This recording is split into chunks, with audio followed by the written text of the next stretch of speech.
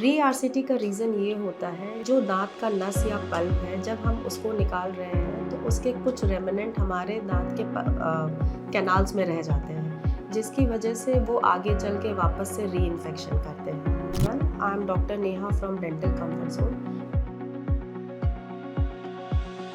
आज हम बात करेंगे री-आरसीटी ट्रीटमेंट के बारे में कि एक्चुअल में री-आरसीटी ट्रीटमेंट किन वजहों से होती है, उनके रीज़न क्या है।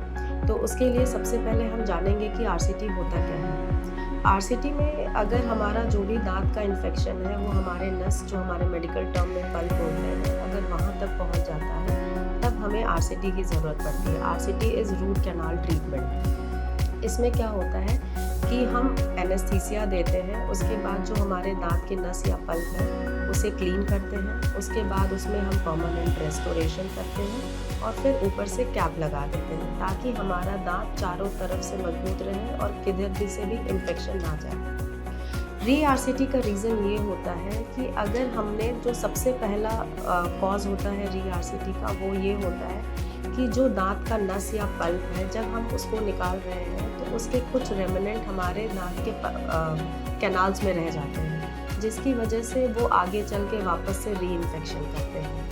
दूसरा जो रीज़न होता है वो ये होता है कि हमारे दांत की एनाटमी, समटाइम्स हमारे कैनाल जो हमें दिखते हैं वो 2 होते हैं, बट अंदर अगर हम डीप करते हैं तो वो 3 भी हो सकते हैं या 4 भी हो सकते हैं। अगर उनमें से कोई भी एक कैनाल मिस हो जाती है तो उसकी वजह से हमारे दांतों में री-इन्फेक्शन हो जाता है। तीसरा जो बहुत कॉमन कॉज है कि अगर सफाई के दौरान हम दांत के प्रॉपर लेंथ तक अगर नहीं पहुंचते, जहां हमारा दांत का जड़ ख़त्म होता है, अगर वहाँ पे भी कोई भी पल्प का पार्ट या रेमिनेंट या जो भी इन्फेक्शन लेवल है वो रह जाता है, तो वो कुछ समय के बाद आगे चल के वापस से री-इन्फेक्शन करता है। उस समय में क्या होता है कि जब हमने रूट कैनाल ट्रीटमेंट किया और पेशेंट को नेक्स्ट विजिट के लिए बुलाया कि आपको परमानेंट रेस्टोरेशन या क्राउन कराना है, तो उसके बाद पेशेंट नहीं आते।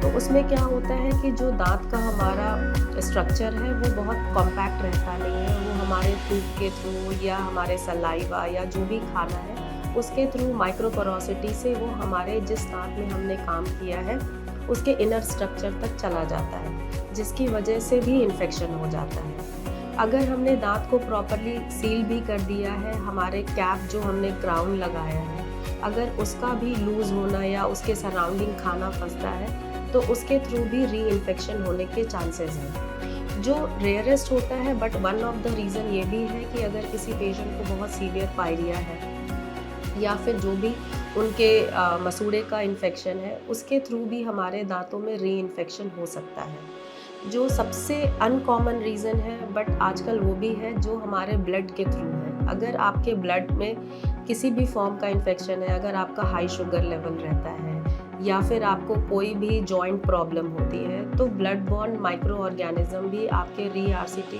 के वन ऑफ द कॉज हो सकते हैं। अगर आपके बगल के दांत में कैविटी भी लगी हुई है, उसका इन्फेक्शन भी आपके दांतों में कंटिन्यूएशन बना रहता है, तो आपके आरसीटी वाले दांतों में री-आरसीटी करने की ज़रूरत पड़ जाती है।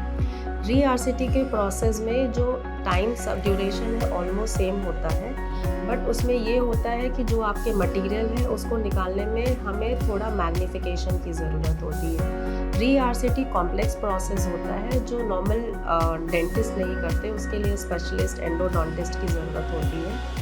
प्रॉपर मैग्नीफिकेशन आइदर वो हम माइक्रोस्कोप में करें या लूप में करें, जो भी आपके पुराने मटीरियल है उसको हटा के हम न्यूअर वे में जो भी रीज़न है उसके लिए हम सीबीसीटी, एक्सरे सब कुछ करने के बाद एक प्रॉपर डायग्नोसिस में पहुंचते हैं कि आखिर रीज़न क्या है री-आरसीटी का। उसके बाद सारे स्टेप्स को फॉलो करते हुए प्रॉपर आरसीटी की जाती है। रही बात कि आरसीटी को ये कहा जाता है कि एक बार कर दिया तो इट्स फॉर लाइफ लॉन्ग। कोई भी treatment is not for life long. हाँ, उसकी ड्यूरेशन को हम बढ़ा सकते हैं कि अगर हमने अच्छा किया है तो 10 साल 15 साल आपको प्रॉब्लम नहीं होती, बट हर ट्रीटमेंट का एक ड्यूरेशन होता है। इसीलिए आरसीटी से रिलेटेड अगर आपको कोई भी इश्यूज़ है या कोई भी प्रॉब्लम है तो डेंटल कंफर्ट जोन पे कॉल करें। Thank you.